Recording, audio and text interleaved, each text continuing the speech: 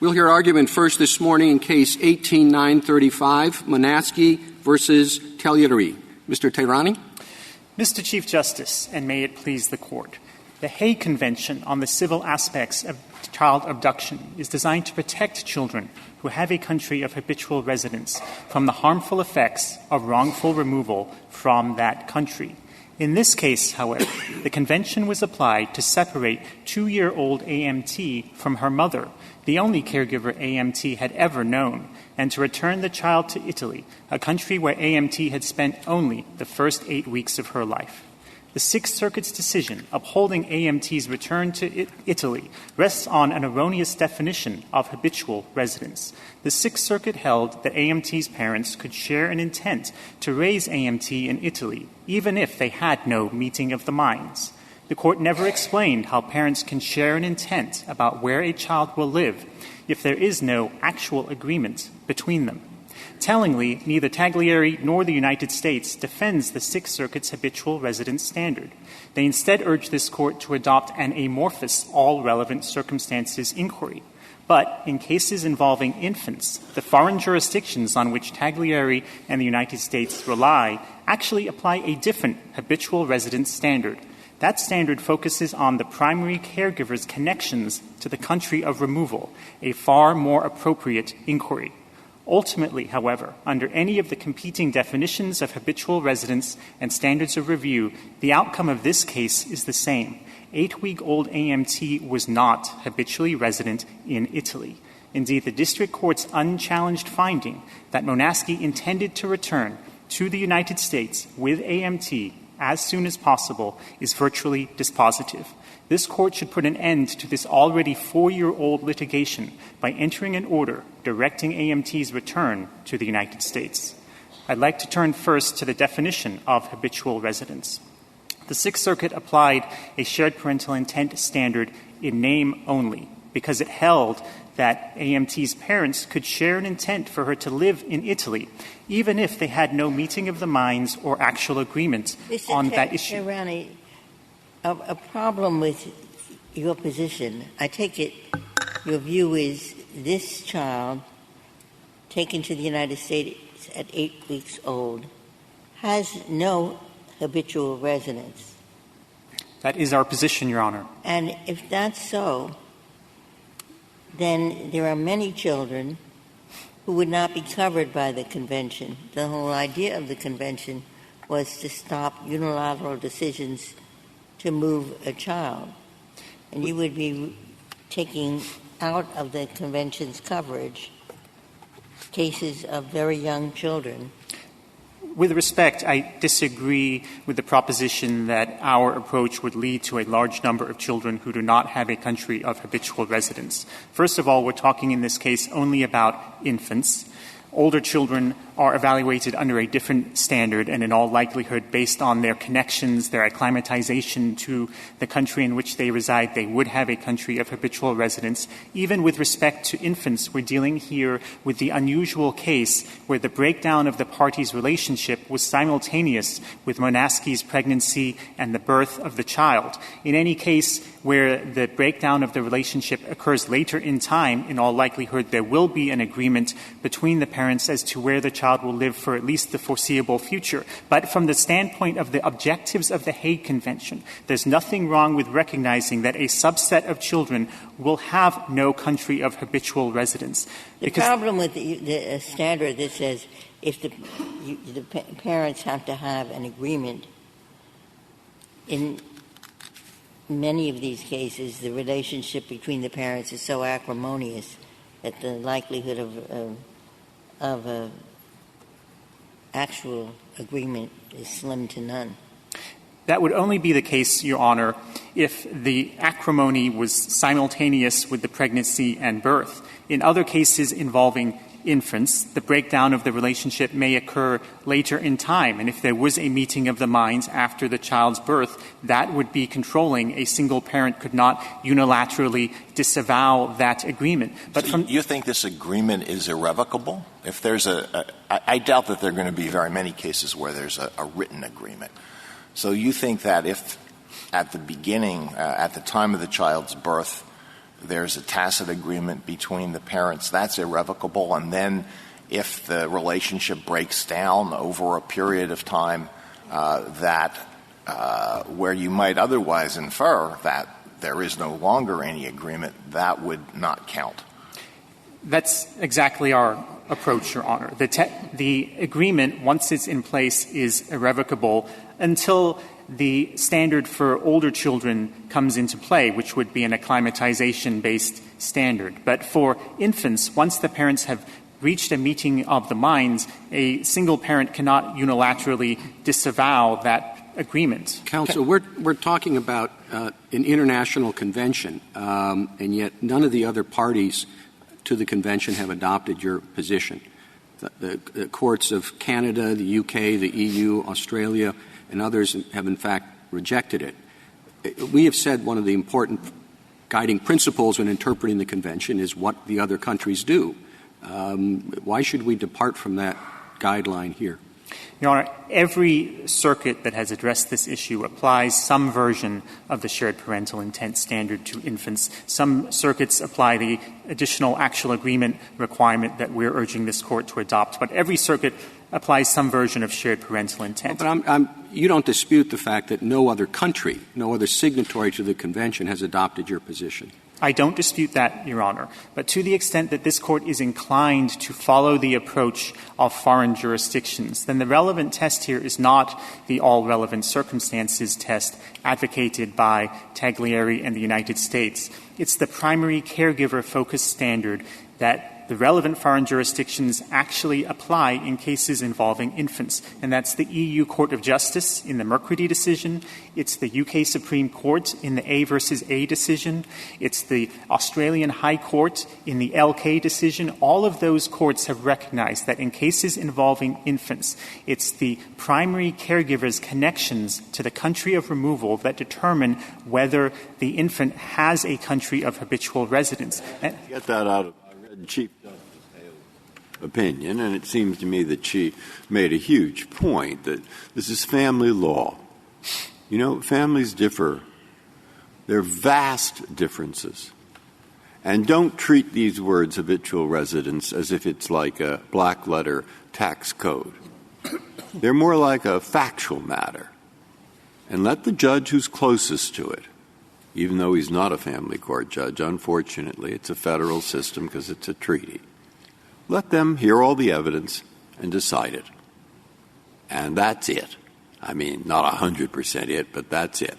And as soon as 9 people who know, speaking for myself, know very little about this, start laying down black letter standards, all we're going to do is maybe help people in some cases and just cause chaos and hardship in others. Well, that's basically what I got out of her opinion. It seems to me that's the British courts. And that sounds pretty sensible to me. Your Honor, the UK Supreme Court makes clear that while an all relevant circumstances test is generally appropriate, in the case of an infant, the infant's connections to her environment are formed through her primary caregiver. Well, that may be in some cases. That may well be. And in other cases, maybe it isn't. I don't know every family in the world. And so, I mean, maybe we read it differently, but I really read Justice Hale's opinion as just saying what I just said. So, judge, be careful. This is factual. It involves families. Don't adopt a standard. Just let them apply these words. Now, where is that? Where did I get it wrong? Your Honor, the UK Supreme Court follows the approach of the European Union Court of Justice in the Mercredi decision. And Mercredi makes very clear that in cases involving infants, a primary caregiver-focused approach is the test that should be applied. But under any of the competing tests that we're discussing here today, the outcome is the same on these facts. Can I ask you a question about your position that somewhat puzzles me? You think that in this case the dispositive question is whether there was an agreement between the parents. Am I right? Yes, Your Honor. And then you say that there should be review de novo. But that's if the question is whether there was an agreement between the parents, isn't that a pure question of fact? Why would it be reviewed de novo? It would be reviewed de novo, Your Honor, because while historical facts would be reviewed for clear error, the application of the habitual residence standard, the actual agreement requirement, to those facts is a mixed question of law and fact. Why is it a mixed question? Was there an agreement between the parents or was there not an agreement between the parents? It's a question of fact, pure fact. Because there does not need to be a written agreement. There doesn't even need to be an express oral agreement. An agreement can be... Was there a tacit agreement? It's a question of fact. It is just as much a question of fact as a reasonable suspicion or probable cause determination, which this Court has held would be... No, because those involve the application of a complicated legal standard. Your Honor, the fact that we're here today would suggest that the habitual residence standard is less than straightforward. Lower courts are in need of guidance from appellate courts setting forth clear legal principles about how to make a habitual residence determination, just as lower courts need guidance about how to ascertain the existence of reasonable suspicion and probable cause.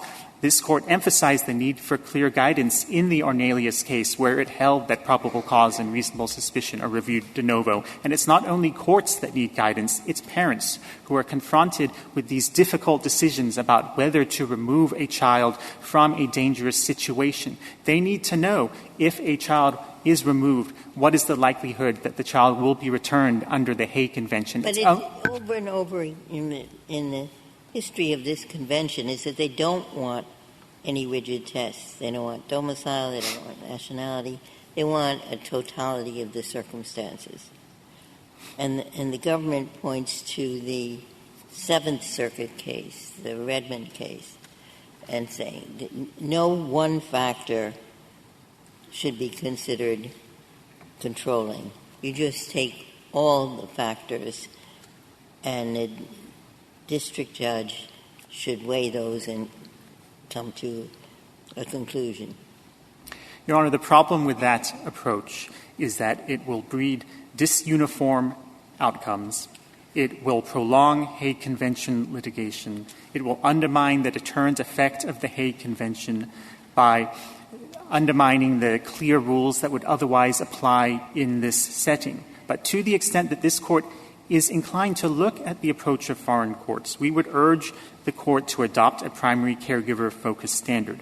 If the Court applies an all relevant circumstances test, however, it is essential that this Court not only adopt that standard, but then go on and apply that standard to the facts of this case. The Hague Convention sets a goal of resolving these cases within 6 weeks. This case has been going on for 4.5 years. Under Article 2 of the Hague Convention, signatory states have an obligation to use the most expeditious procedures available to resolve these cases. On the standard of review, doesn't de novo review necessarily prolong the matter? I don't think so, Your Honor. De novo review facilitates the development. Because it's going to push everything into the Court of Appeals, then re-arguing everything that's already been decided by the district court without any deference, so people will take appeals much more readily. Given the stakes in these cases, it's likely that the losing parent in the district court will appeal whatever the standard of review is. De novo appellate review promotes the development of clear legal principles that district courts can apply more readily, more expeditiously, and that appellate courts in turn can also apply in an expeditious manner. If this Court adopts an all relevant circumstances test, then it would be displacing the shared parental intent standard that every circuit applies, which is why it is of overriding importance that this Court... Every circuit, not the Seventh Circuit. That is not a case involving infants, Your Honor, the Redmond case. Every circuit that looks at the habitual residence of an infant applies a test that looks to shared parental intent. Some circuits also look at actual agreement as part of that shared parental intent inquiry. The need for guidance from this Court is of surpassing importance because this Court would be adopting for the first time an all relevant circumstances test that no lower court currently applies in a case involving infants. In order to live up to the United States' obligation to use the most expeditious procedures available to resolve these cases, this Court should not only adopt a standard of review and a definition of habitual residence, but should go on and apply that standard to the facts of this case so that this 4.5-year-old litigation is brought to an end, so that district courts have guidance about how the habitual residence standard will be applied. On the facts of this case. How will it be brought to an end? The child is now in Italy, and no doubt the Italian courts would weigh in. So this determination of habitual residence is not going to settle where this child, the custody of this child.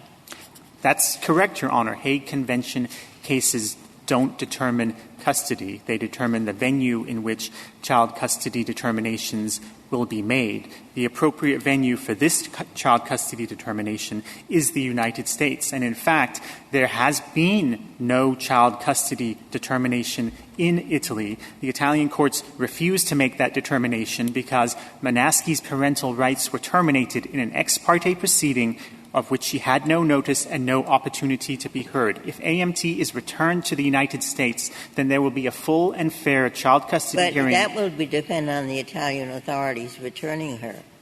And given the position that they've taken up till now, that seems most unlikely. Your Honor, we believe as a matter of comity that the Italian courts would return AMT and would adhere. The court that has declared her a non-parent? Your Honor, do that?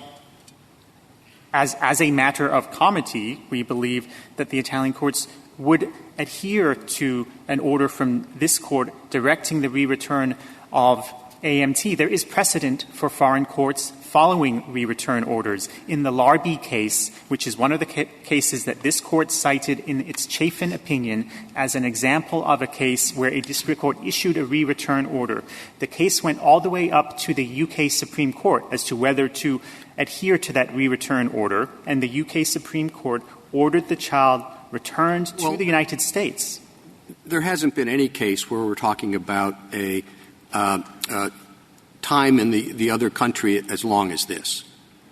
This would be the longest period of time in which any re-return order has been entered, wouldn't it? I don't know if it is the longest period of time, to the extent that Taglieri has concerns about the propriety of re-return. Those are issues that he could raise before an Italian court when we move to enforce the re-return order. But in the absence which would just delay the proceedings that have already been delayed far longer than the convention contemplated. But, Your Honor, in the absence of a re-return order, the grave error committed by the lower courts will remain unremedied. As this court held in the Chafin case, a re-return order is typical appellate relief. But I'm not interested, hypothetically, oddly enough, in the law. Suppose I were interested in how do we get to what's in the best interest of the child. Look at it from that point of view. What do we do? And I also think judges, particularly federal judges, don't know much about this. So in Italy, is there a family court? Or what do I do? I don't know. This is a genuinely open question. I don't know what to do if my object is to try to secure the best interest of the child. And you're familiar with this case? You tell me. Your Honor, the best interest of the child would be furthered by returning AMT to the United States so that there can be a full and fair child custody hearing at which a state court judge, steeped in family law issues, can make a determination about who should have custody and what is, in fact, in AMT's best interest. But in the absence of a re-return order, I'm sorry. I thought that there was a special order of the Italian court giving the mother some visitation rights, albeit limited. It's not clear to me that you're representing to me that there is no method or manner for her to go back to the Italian court and reopen or revisit the custody issue? I'm not representing that there is no procedural. So assuming, as I do, that there has to be something that can secure greater rights for her, why should it be here instead of there, assuming, and you don't want me to assume this, that the totality of the circumstances suggests that she has acclimated? Your Honor, I mean, after 2.5 years, even under the convention, you don't have to return a child who's been settled for a greater than 1 year. So that's correct, Your Honor. That does not bear upon the availability of the return. But I still am wondering why it is that it's the American court rather than the Italian court who should be dealing with the custody issue. Well, first of all, because Italy was not AMT's country of habitual residence.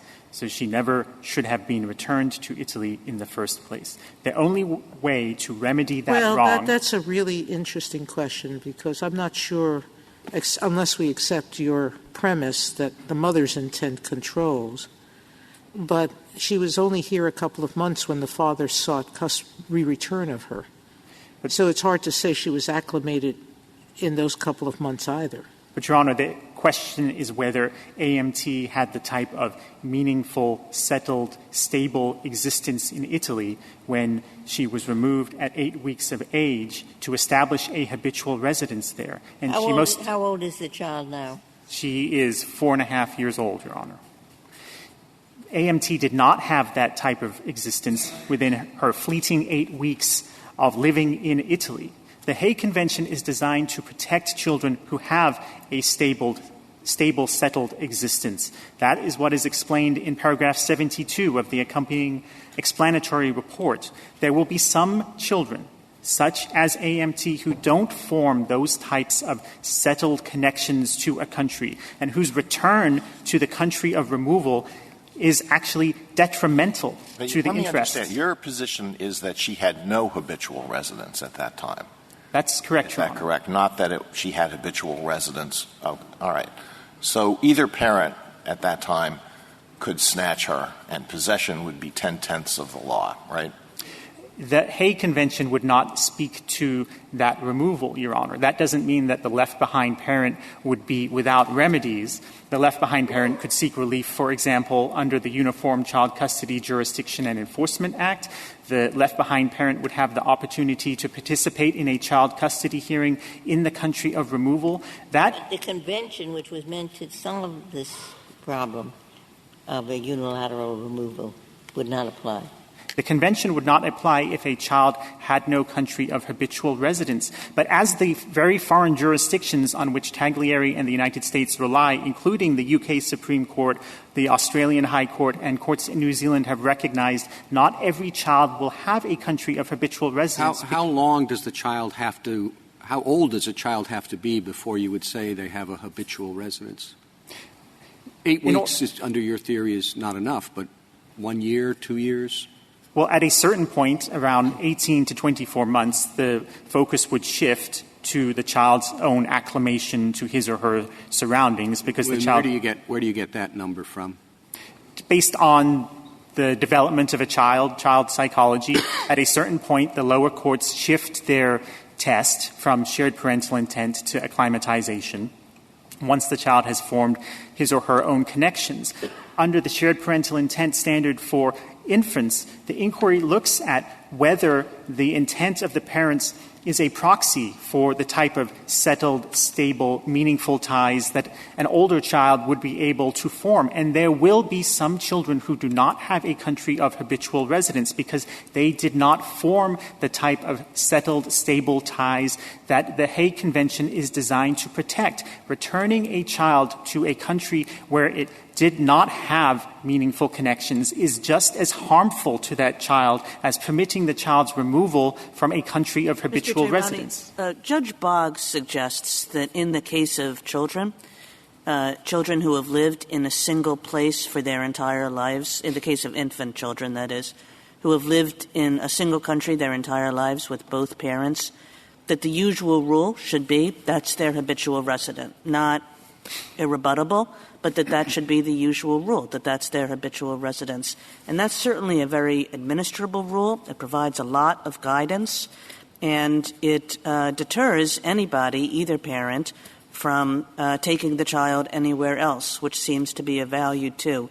So why isn't the Judge Boggs rule the right one for infants? The problem with that approach, Your Honor, is that it conflates a child's residence with her habitual residence. If the signatories to the Hague Convention had wanted to enact an agreement that was all-encompassing, that applied to all children, they would have prohibited the removal of a child from his country of residence without the approval of both parents. What they instead did was enact a more targeted provision that prevents the wrongful removal of a child from his country of habitual residence, because the signatories recognize that removing a child from a country of habitual residence where the child has meaningful ties, has a stable existence, would be harmful to the child. But they also recognize that returning a child to a country where it lacks those ties, it lacks those connections, would be just as harmful to the child's interests. That is the fundamental problem with the one-country rule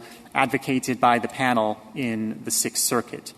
But whatever the test is that this Court adopts, the outcome is the same. The facts are overwhelming here that as a result of the physical and sexual abuse to which Monasky was subject, she formed the intent during her pregnancy to return to the United States with her child as soon as possible. That's what the district court found at Pet App 94A, that Monasky intended to return to the United States with AMT as soon as possible, and that's what she did. The day that AMT's U.S. passport arrived, Monasky left and returned to the United States, fled from the dangerous situation in which she found herself. The signatories to the Hague Convention would never have intended to prevent a mother from removing her child from those dangerous circumstances. Why? That's a question I have here. Of course there's child abuse or spousal abuse raised throughout this, which is a serious problem. So why is this case not involve Article 13, where you don't return a child if there is a grave risk that his or her return would expose the child to physical or psychological harm or otherwise place the child in an intolerable situation? That provision would seem designed for the problem of spousal abuse. Why isn't it here? Justice, may I answer the question? Your Honor, we did urge the district court to apply the exception for grave risk of harm to AMT. Unfortunately, lower courts have construed that exception narrowly. And in this case, even though the district court credited Monasky's allegations about the extensive physical and sexual abuse to which she was subjected, the court concluded that that abuse directed to Monasky was not sufficient to create a grave risk of harm to AMT. Thank you, counsel.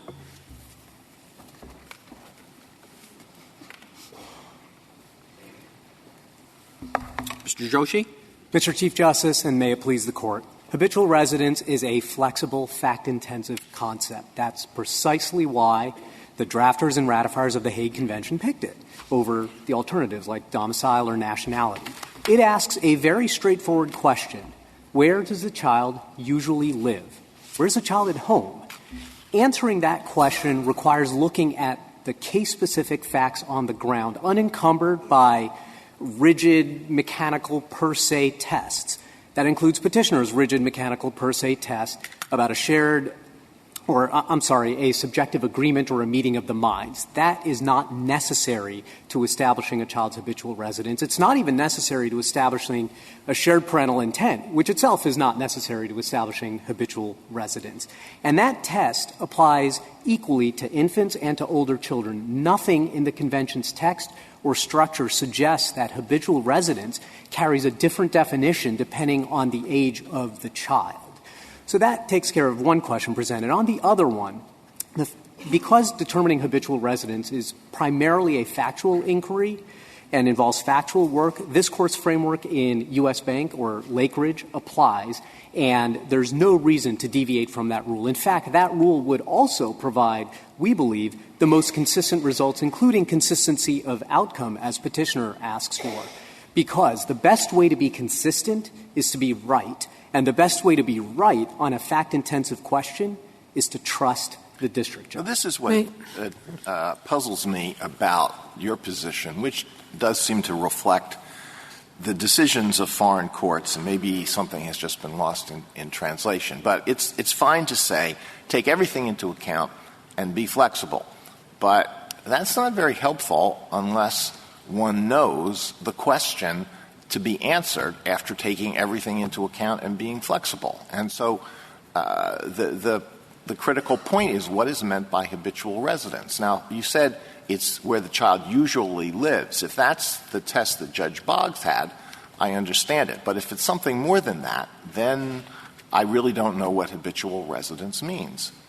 So we think where a child usually lives is the test, and it's sort of hard to explain it more than that. In most cases, it's going to be quite easy to tell where the child usually lives, including for infants. I mean, I would wager if you walked on the streets of D.C. and found parents with infants and said, where does your infant child usually live? They'd say, with us at home. And it's oftentimes when these cases are in dispute, when habitual residence is in dispute, and it's a very small fraction even of Hague Convention cases, in those situations, it's going to be very hard to come up with an ex ante rule or test that's going to be useful in that circumstance. Well, what if the parents live from the time of the child's birth until the time when the issue comes up in a particular country, but it was never their intention to stay there permanently? Would that country be where the child usually lives? That's a very difficult question, and I can imagine many factors that might push you one way or the other. For example, if that's where they had been living for quite some time but just had some future plans to move, that might well be where the child was usually living on the date of the – or, immediately before the wrongful retention or removal, as Article 3 calls for.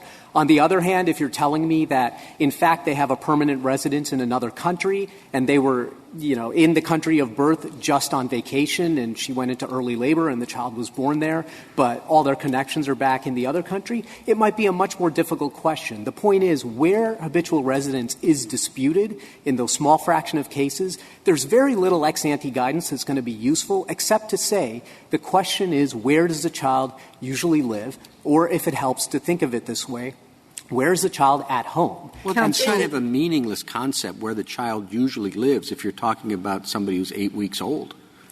Again, it's not as if they've laid down roots. 8-week-old infants don't have habits. Well, other than one or two. But it doesn't seem to me that that's the notion that the convention drafters were looking at. It isn't, and I think it's important to realize that although the word is habitual, the term habitual residence and the use of the word habitual originated in the Hague Convention in French. And the English copy here is official, but nevertheless the term habitual residence began as, I'm not even going to attempt to pronounce it in French, but habitual in that context translated means usual or customary. It doesn't necessarily mean as a habit.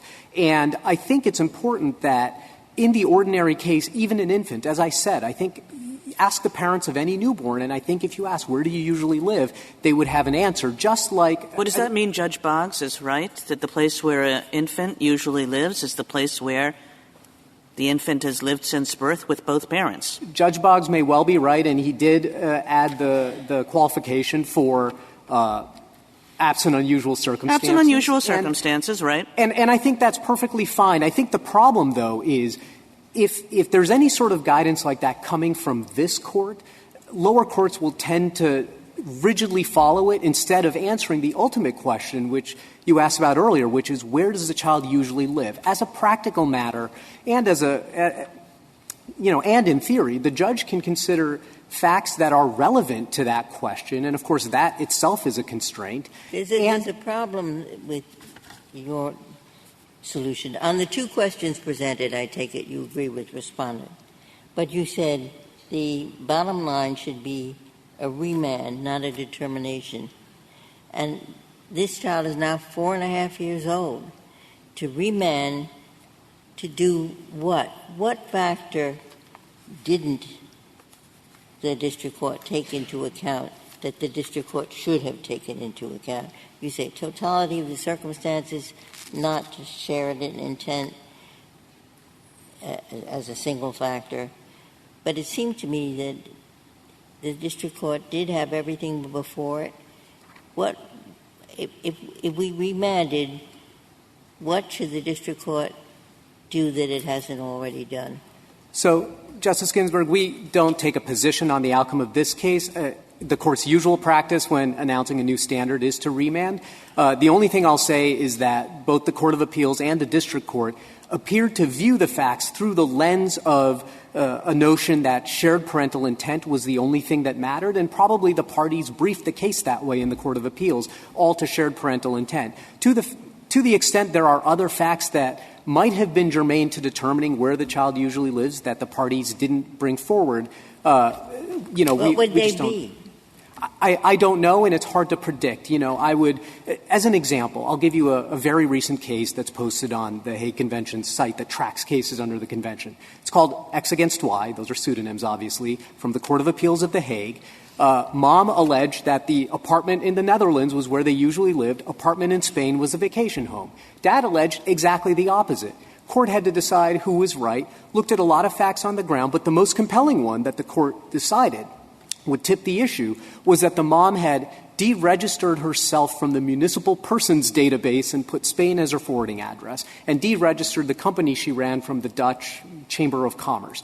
It's impossible to predict that that was going to be the fact ex ante, but when you're looking at where the family in that case or the child usually lives, it's the parties who are going to come forward with evidence, and the judge is going to decide whether it's relevant, and if it's relevant, assign weights to it. So would you agree then with Lady Hale's observation in terms of a young child, infant, and parent intent, shared parent intent? She says that these common sense observations are best seen as helpful generalizations of fact, which will usually, but not invariably, be true, not as propositions of law. So Boggs may be right, except that he's calling it a proposition of law. I would agree with that, and I would just, again, I would caution this Court from laying down principles like that, because when this Court says it, lower courts usually take it as proposition of law. Well, then if that's so, then is it the less risky path to send it back? If we say it and don't send it back, more likely to be taken as laying down propositions of law? That may well be true. What do you think?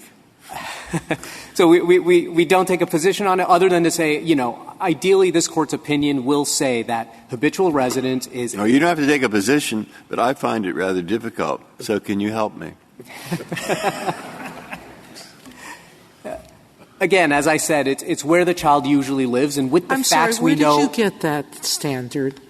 I look at the European Court, and it had a different standard. It says some degree of integration by the child in a social and family environment. That's the definition the Bates Court, Lady Hale, adopted. I think once we say where a child ordinarily lives, we fall into the trap that you had, which is I think courts will be focusing on ordinary out of context. Are you disavowing what the other courts are doing? No, we're not, if I may, Mr. Chief Justice. We think they are looking at the right question, which is where the child ordinarily lives. In difficult cases, no, that's a translation. They didn't use those words. We think the words they use are certainly relevant to that ultimate determination, and in any event, that is what the text of the Convention says, and we think that's what the Court should apply here. Thank you, counsel. Mr. Pincus. Thank you, Mr. Chief Justice, and may it please the Court. Just to pick up on Justice Sotomayor's question, I think the European and UK courts have talked about the family and social environment in which the child's life has developed. I think that, to me, is not that different from where the child usually lives. It may avoid the problem of duration. I think a lot of the problems in these cases sometimes result from the fact that habitual residence into a U.S. ear may connote some degree of permanence, but the foreign courts have made clear that that actually isn't the case. It doesn't require permanence. It's just what's usual during the period before the allegedly unlawful return. We agree with the SG regarding the test, and I just wanted to start by saying a few words about petitioner's actual agreement test. As Justice Ginsburg pointed out, it would largely eliminate the Convention's protection for very young children because they would have no habitual residence. And because one of the spouses in the cases where there is marital discord during the pregnancy and the birth could simply say, I withhold agreement on where the child should live, and that would mean there was no habitual residence as long as there was no agreement. That's obviously a significant gap. Petitioner cites some cases saying that a child may not have a habitual residence, but I think it's important to point out that those statements were made in a very different context, which is actually the one presented in the very large majority of decided Convention cases. And that's the situation where the child and the parents live together in country A.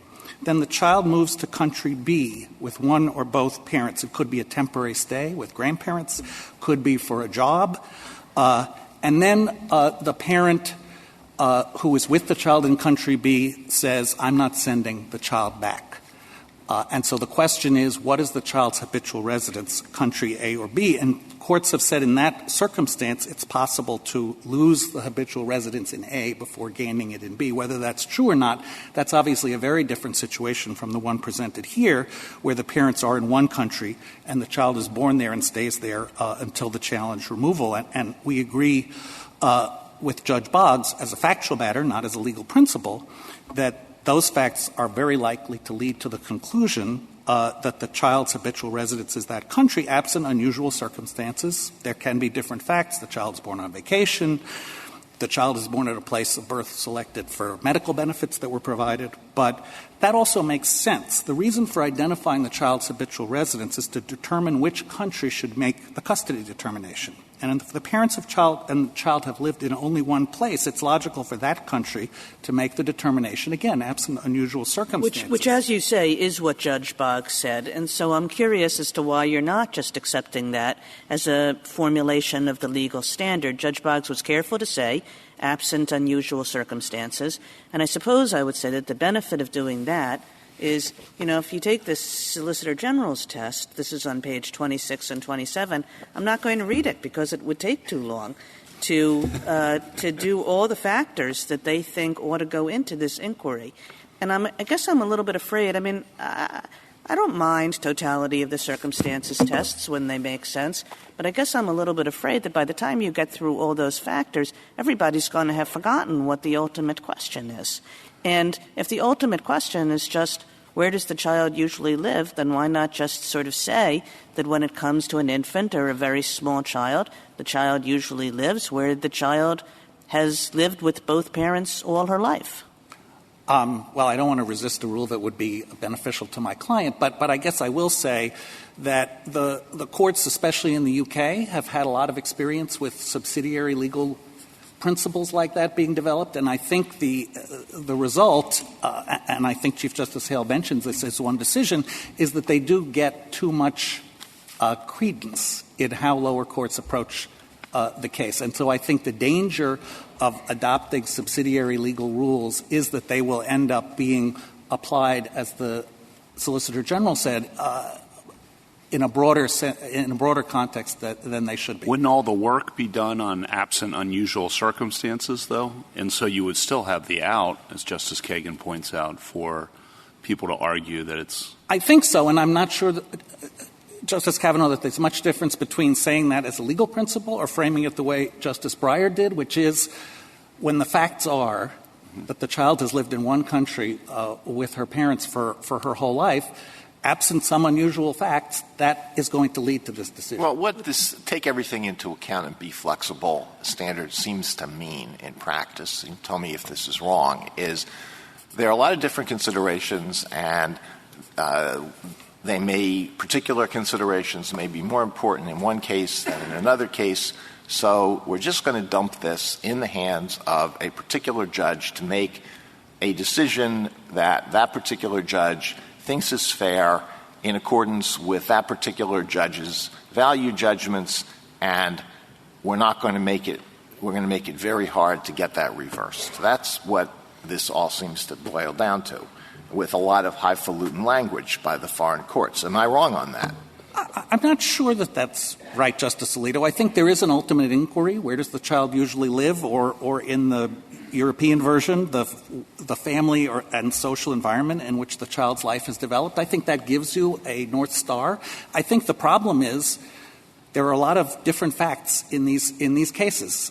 It's one reason why in family law, best interest of the child is a very broad standard because there are a lot of different facts. But so I think you can lay out, as this colloquy indicates, you can say, for example, when you have a child who has lived only in one place, there is a pretty clear factual result that's going to obtain absent something odd. The difficult cases really are these multiple country cases. Those are the cases where there are a myriad of fact patterns. Why did the child move? What were the parents' views when the child moved? Did the child get acclimated to the new country? Well, in the case Those are very complicated. In the case of an infant, why does it matter that the infant has lived all of his or her life in a particular country? It wouldn't matter to that infant what country the infant was living in or whether the infant was living on the moon. The infant's world is the home with the parents or a parent. So why does it matter? Well, it matters that the infant has lived in the same country with the parents. That's the critical, I think, additional fact. And I think but what is the interest that is served by that? There are two interests that are served. One is the theory of the convention is that's finding habitual residence is important for two reasons. One is to identify the place where the custody determination should be made, as opposed to leaving it to the unilateral decisions of one parent or another. The second is to deter these abductions, which are not only harmful in that they allow the gaming of jurisdictional rules, but they're harmful because they take the child away from both parents. One parent is unilaterally taking the child away from the other. In this case, it's a troublesome case because she alleged that she was abused. So you're putting that mother in the position of, if she wants to escape domestic violence, she has to leave her child behind. Well, she doesn't have to. She can escape domestic violence by separating from her husband and staying in the country. Before she left, she spent 2 weeks under the protection in safe houses under the protection of the mechanisms that Italy has for that purpose. So I don't think that the test requires that she stay with the husband.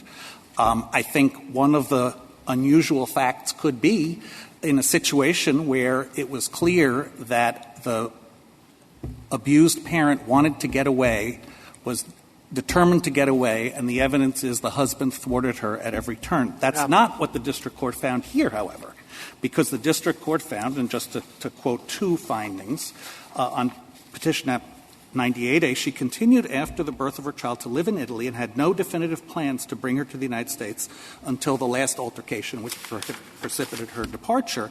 And at 94A, most of the steps that Monasky took in March 2015 seemed to reflect a settled purpose and intent to remain in Italy, at least for an undetermined period of time. So the district court looked at all this and said that wasn't the case here, and I think those are actually factual findings. Those aren't even mixed questions. What do we do about it? I mean, I think in their brief they said she doesn't speak Italian and doesn't have a job. And what do you do about and this standard that I read, he didn't mention this, but it says you can't place the child in an intolerable situation. Well, you'd think where the mother's being beaten up, that would be an intolerable situation. What do you do if the mother is in a country where there are difficulties with abused women finding adequate care, and she's got to get out of there? All right. Well, what do we do about that? As I say, I think that could be a relevant fact that might lead the general rule that we're talking about. Do we put it in here, or do you say in dicta or something that it was raised an intolerable situation includes that, or do we say nothing at all? Well, there are two options for addressing that, right? One is to say that if the district court were to find that the mother was trying to get away and she had it at the quickest possible moment, but she was thwarted because the father was preventing it through abuse or otherwise, then that might well mean that there is no habitual residence. That is not, as the findings that I read, that's not the case here. You could also look to the Article 13 exception and talk about the possibility that those facts may be relevant. As my colleague noted, that was... Isn't Article 13 about abuse of the child? It is about abuse of the child, and so that requires a broader finding. So it may be that the first approach is a better one. Let me ask you a question about the difference between you and the government. You, I thought, urged that shared parental intent is relevant but not dispositive, one factor among others to be weighed. But if that is the case, doesn't that suggest the government's position a remand, because at least the majority of the Sixth Circuit seems to focus on this shared parental intent? Well, let me answer that in two ways, if I may, Justice Ginsburg. First of all, I think it's important to unpack the phrase shared parental intent. I think the way the lower courts, as we discuss in our brief, the way the lower courts in the United States have applied that is, what's the intent of each parent? That can be proven by words, deeds, objectively. What is the parent's intent with respect to the location of the child? There's perhaps one case in which a federal court of appeals indicated that a meeting of the minds might be necessary, and even that court relied on an alternative ground. So I think the question is the intent of the parents with respect to where the child lives relevant? I think yes. It can be proved they don't have to have jointly agreed. They can each have the same intent.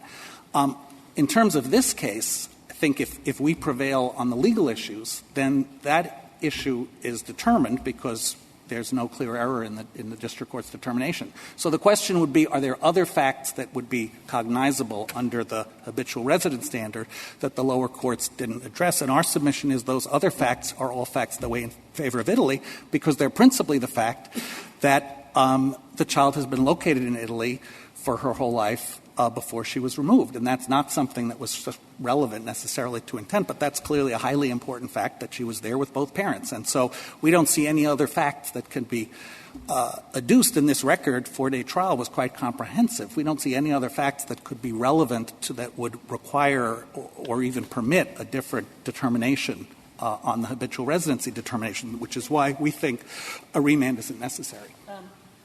When you, and to the extent you know at the SG, talk about totality of the circumstances, for older children, does that mean rejecting the view of most of the circuit courts that the key thing is acclimatization?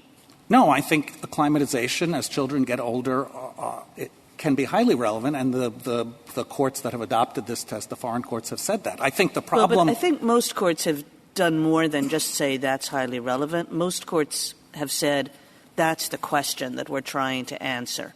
And that provides a kind of anchoring mechanism for courts, right? Okay, now I understand what the question is. It's a kind of embeddedness in a particular country's life.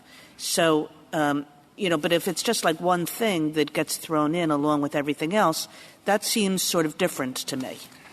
I think the problem is there's no bright line between when you might think the young child standard applies and when you might think acclimatization becomes relevant. There probably are crossing lines. At one point, it's really about the young child and is he or she with her parents.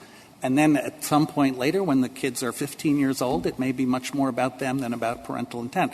I think most courts have been reluctant to say the parent's intent becomes irrelevant. I think the courts generally say acclimatization becomes much more relevant. So I wish I could help you with saying that there's a dividing line there. Isn't that what the European court said with respect to infants? It didn't say that you put parental intent or agreement as being the most important. It used the word just an important factor, I think, with their language. That's exactly right, Your Honor. So how do I discern that the mother's intent was to stay in Italy, or that the child had acclimated to Italy or integrated into Italy, when the child was during those 8 weeks, she was moved from one spot to another? She didn't live consistently with the father. Well, they she were moved separate. between two places. Between two places, but the father wasn't in the first place. Then the mother went for a couple of weeks with the father and then brought her back into the shelter. The mother, I think, had some fairly potent evidence that she was making plans to leave Italy. Everything about the entire situation surrounding this child was simply up in the air. Well, I think so why couldn't a court reasonably conclude that no settled place, no ordinary place had yet been formed for this child? That's a possibility we haven't talked about, but I have to presume that if we tell a court that it's the totality of the circumstances, that it is in fact one of the options it has. I think it is. In this case, I think the portions of the district court's opinion that I read on page 94A and 98A preclude that in this case because the district court rejected that as the mother's intent. I think for the reasons that we've been talking about, and I'd also say the movement from place to place is something that lower courts have rejected if it's within one country, because the idea here is to find the country of habitual residence. And if those movements, the Second Circuit said, speaking through Judge Cabranes, if those movements are within the country, they don't really count when they're within two places. I wanted to mention Justice Breyer raised a question about Italy and what the proceedings might be there. There is a proceeding in Italy, a custody proceeding, that a petitioner actually this past October has filed a custody petition. She filed some prior petitions. They were rejected on jurisdictional grounds. As I understand it, this petition is in the right Italian court and raises the custody question. But what about this ex parte declaration depriving her of her parental rights? That's still standing. I think that's one of the issues that will be adjudicated in this Italian proceeding. And as Justice Sotomayor pointed out, the current status is that the legal custody of the child is with the Italian authorities. The father has generally physical custody. The mother has visitation rights. There are periodic reports being filed by the Italian Social Services Authority about what's going on. So the Italian authorities are pretty seized of this matter. So just to return to the question of the remand, I think our view is, for the reasons I was discussing, that the district court's findings really deal with the intent issue, his factual findings, putting aside his ultimate determination on habitual residence. All of the other facts that could possibly be relevant under the Judge Boggs standard framed as a factual presumption, we think weigh in favor of Italy as the place of habitual residence. And we agree that it would be great to cut off these proceedings. Tomorrow will be the 3-year anniversary of AMT being returned to Italy. And it would certainly be good for this uncertainty to be lifted so that she could then, the Italian authorities could proceed with the custody determination without this issue being raised. And I do think, as several members of the Court said, that there would be significant problems with the issuance of a re-return order, both in terms of a U.S. court's ability to issue such an order given the equitable considerations and also the extent to which such an order would be accepted by the Italian authorities. Unless the Court has any further questions. Thank you. Thank you, counsel. 2 minutes, Mr. Tehrani. Thank you. 3 points, Your Honor. With respect to the standard applied by foreign courts to cases involving infants, I would point the Court to paragraph 55 in the European Union Court of Justice's decision in the Mercredi case. The Court there stated that an infant necessarily shares the social and family environment of the circle of people on whom he or she is dependent. Consequently, where the infant is in fact looked after by her mother, it is necessary to assess the mother's integration in her family and social environment. That is the standard that Lady Hale adopted in the A versus A case at paragraph 54 sub 6. Applying that standard in this case leads to one clear, inexorable conclusion that Monasky was not integrated into a family and social environment in Italy, and therefore AMT did not have a habitual residence in Italy. This Court need look no further than the party stipulation at JA 28 and JA 29 that as early as August of 2014, Monasky was already laying the groundwork for her return to the United States by looking for U.S. health care and child care options, U.S. employment, and U.S. divorce lawyers. This Court need look no further than JA 200 and JA 217, which are emails between the parties sent in the critical days preceding and following AMT's birth, where Monasky reiterated her intent to return to the United States and to divorce Taglieri. And this Court need look no further than Pet App 94A, where the district court found that Monasky intended to return to the United States with AMT as soon as possible. That's precisely what she did. The day AMT's U.S. passport arrived, when AMT was 8 weeks old, Monasky fled the dangerous situation in which she found herself and returned to the United States. This Court can and should make that determination, and it should order AMT's return to the United States for a full and fair child custody hearing, which is the only venue in which that hearing can take place. Thank you. Thank you, counsel. The case is submitted.